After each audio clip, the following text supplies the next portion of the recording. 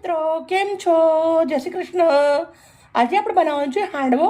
તો સૌથી પહેલાં આપણે ચોખા, પછી અડદ દાળ અને ચણાની દાળ પીસી હતી એ આપણે ચારી અને આ એક નાનું બાઉલ ભરી અને ભૈડણ લઈ લીધું છે. તો ભૈડણ આપણે આવી રીતના મસ્ત દરદરું રાખ્યું છે. સાથે આપણે એક ગ્લાસ ભરી અને દહીં લીધું છે. 250 ગ્રામ દહીં છે, તો 300 ગ્રામ ભૈડણ છે. સૌથી પહેલાં એક મોટી તપેલું લીધું છે, એના અંદર આપણે ભૈડણ નાખી દઈએ છીએ, પછી આપણું દહીં નાખી દઈએ છીએ, પછી આપણે અંદર પાણી રેડવાનું છે. તો 1 ગ્લાસ દહીં, તો 1 ગ્લાસ પાણી થોડું ઉપર નાખું છું. હવે આપણે કાંટાવાળી ચમચીથી સરસ મિક્સ કરી દઈશું અને ભૈડણને દહીં અને પાણી જોડે મિત્રો સરસ મજાનું મેં મિક્સ કરી લીધું છે. આ આપણે રાતે કર્યું છે. હવે આપણે આને ઢાંકી દેવાનું છે અને 10 કલાક સુધી આને આથો આવવા દેશું. મળીએ સવારે 10 કલાક પછી. મિત્રો તમે જોઈ શકો છો આથો આપણો સરસ મજાનો આવી અને રેડી થઈ ગયો છે.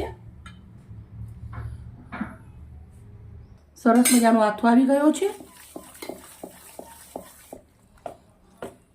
થોડુંક અંદર આપણે પાણી નાખવું પડશે. પહેલાં પાણી આપણે માપનું જ નાખવાનું, જરૂર પડે તો પછી આવી રીતના હું નાખું છું એવી રીતના નાખી દેવાનું. કોબીજ લીધી છે, બીટ લીધું છે, ગાજર લીધું છે, સમારી લીધું છે, એ અંદર નાખું છું. વેજીટેબલ તમારા મનપસંદ તમે નાખી શકો છો.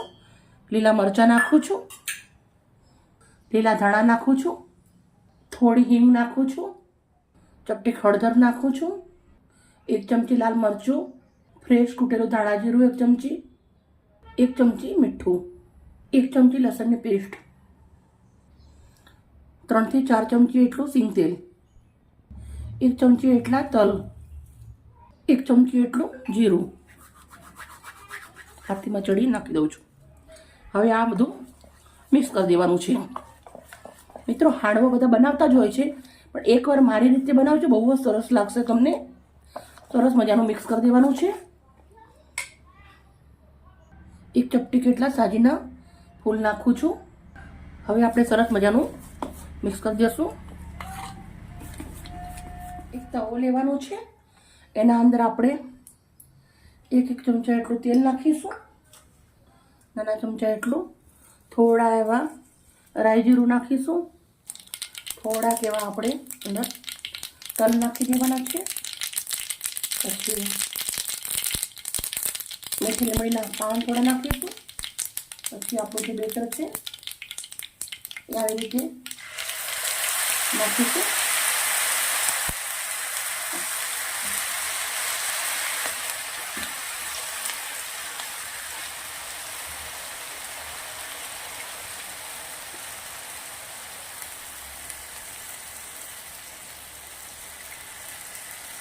હવે આપણે આને ધીમા તાપે 10 મિનિટ સુધી થવા દેવાનું છે.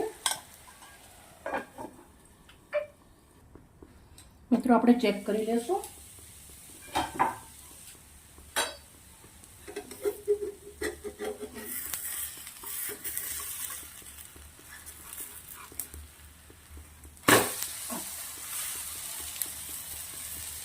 હવે આપણે થોડું તેલ પાછું રેડવાનું છે અંદર.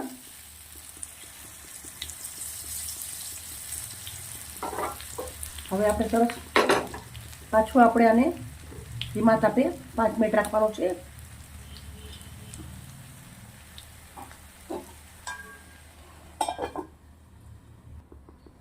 હવે આપણે ચેક કરશું. મિત્રો આપણો હાંડવો મસ્ત રેડી થઈ ગયો છે. આપણે એક પ્લેટના અંદર નીકાળી દેવાનું છે.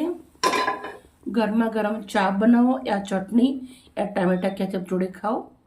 મિત્રો આપણા હાંડવાના રોટલા સરસ મજાના બનાવી અને રેડી કરી દીધા છે. મારી વિડીયો સારી લાગી તો પ્લીઝ એક લાઈક કરજો. અમે ચા જોડે ખાવાના છીએ. ચા બનાવવાની બાકી છે. હાંડવો અમારો રેડી છે. બાય મિત્રો, કાલે આવી નવી રેસીપી સાથે.